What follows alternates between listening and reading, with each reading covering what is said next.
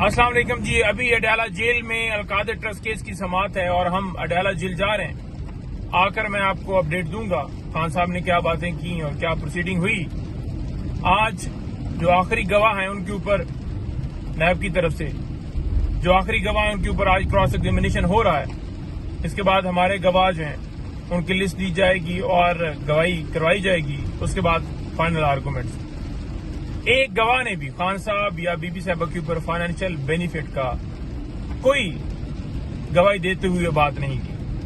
یعنی یہ مقدمہ جھوٹا بنایا گیا, پھر جھوٹے گواہ لائے گئے اور الحمدللہ زبیدہ ہوں یا پرویز کھٹک ہوں یا اعظم خان ہوں, کسی ایک نے بھی جو وہ کیس بنا کر آئے تھے اس کے مطابق وہ گواہی نہیں دے پائے.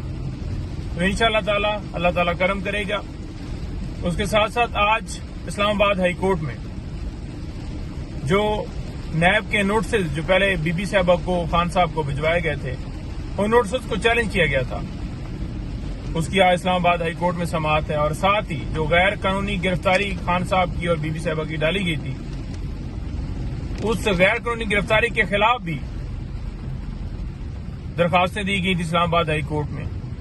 وہ سارا میٹر کلب کر کے اور اس تمام معاملے کے اوپر سماعت ہے. غیر قانونی گرفتاری ڈالی گئی تھی, توشہ خانہ پارٹ 4 سٹارٹ کیا گیا ہے. معزز عدالت نے لاسٹ ہیئرنگ کے اوپر بھی کہا کہ 108 گفٹ ہیں, تو آپ جو ہے وہ ہر دفعہ نیا کیس سٹارٹ کریں گے, نیا کیس شروع کریں گے, پھر سزا دیں گے. کتنی دفعہ سزا دیں گے, کتنی دفعہ یہ کیس بنائیں گے, کتنی دفعہ کیس چلائیں گے. یعنی ایک جرم ہوتا ہے تو اس کے اوپر ایک کارروائی ہوتی ہے. لیکن پاکستان میں کی جنگل کا قانون ہے اور ٹارگٹ خان صاحب ہیں.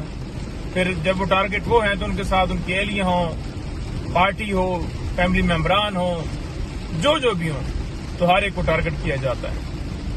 تو یہ آج کی اپڈیٹ ہے. مزید میں آپ کو خان صاحب سے ملاقات کر کے ان کی طرف سے جو اسٹیٹمنٹ ہوگی وہ آپ کو دوں گا.